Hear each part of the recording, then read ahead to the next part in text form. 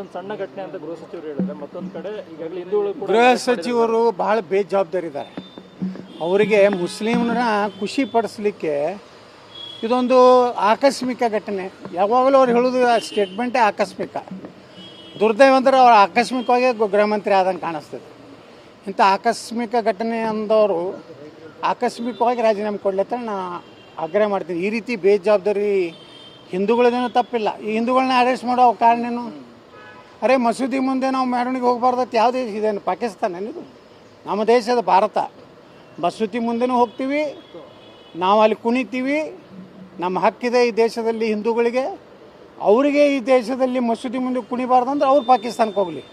ಈ ಎಲ್ಲ ಇವತ್ತು ಬಾಂಗ್ಲಾ ಏನಾಗ್ತಾಯಿದೆ ಅಂಥ ಒಂದು ವಾತಾವರಣ ಈ ದೇಶದಲ್ಲಿ ಕಾಂಗ್ರೆಸ್ ಸೃಷ್ಟಿ ಮಾಡ್ತಾಯಿದೆ. ಇನ್ನು ಮುಂದೆ ಯತ್ನಾಳ್ ಅವರು ಒಗ್ಗಟ್ಟಾಗಿ ಹೋಗ್ತಾರೆ ಸರ್ ಪಾರ್ಟಿ ಒಳಗಡೆ ಎಲ್ಲ ಅದು ನಮಗೆ ಹೇಳ್ಯಾರಿ, ಮ್ಯಾಗ ಏನು ಮಾತಾಡಿದ ಹೇಳಬೇಡ ಅಂದ್ರೆ ಅದಕ್ಕೆ ಹೇಳೋದಿಲ್ಲ. ಒಂದು ಸಣ್ಣ ಘಟನೆ ಅಂತ ಗೃಹ ಸಚಿವರು ಹೇಳಿದ್ರೆ ಮತ್ತೊಂದು ಕಡೆ ಈಗಾಗಲೇ ಹಿಂದೂಗಳು ಕೂಡ ಗೃಹ ಸಚಿವರು ಬಹಳ ಬೇಜವಾಬ್ದಾರಿದ್ದಾರೆ. ಅವರಿಗೆ ಮುಸ್ಲಿಮರ ಖುಷಿ ಪಡಿಸ್ಲಿಕ್ಕೆ ಇದೊಂದು ಆಕಸ್ಮಿಕ ಘಟನೆ. ಯಾವಾಗಲೂ ಅವ್ರು ಹೇಳೋದು ಸ್ಟೇಟ್ಮೆಂಟೇ ಆಕಸ್ಮಿಕ. ದುರ್ದೈವ ಅಂದ್ರೆ ಅವ್ರು ಆಕಸ್ಮಿಕವಾಗಿ ಗೃಹ ಮಂತ್ರಿ ಆದಂಗೆ ಕಾಣಿಸ್ತದೆ. ಇಂಥ ಆಕಸ್ಮಿಕ ಘಟನೆ ಅಂದವರು ಆಕಸ್ಮಿಕವಾಗಿ ರಾಜೀನಾಮೆ ಕೊಡ್ಲತ್ತ ನಾ ಆಗ್ರಹ ಮಾಡ್ತೀನಿ. ಈ ರೀತಿ ಬೇಜವಾಬ್ದಾರಿ ಹಿಂದೂಗಳದೇನೂ ತಪ್ಪಿಲ್ಲ. ಈ ಹಿಂದೂಗಳನ್ನ ಅರೆಸ್ಟ್ ಮಾಡೋ ಕಾರಣೇನು?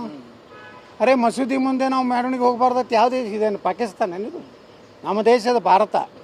ಮಸೂದಿ ಮುಂದೆನೂ ಹೋಗ್ತೀವಿ, ನಾವು ಅಲ್ಲಿ ಕುಣಿತೀವಿ, ನಮ್ಮ ಹಕ್ಕಿದೆ ಈ ದೇಶದಲ್ಲಿ ಹಿಂದೂಗಳಿಗೆ.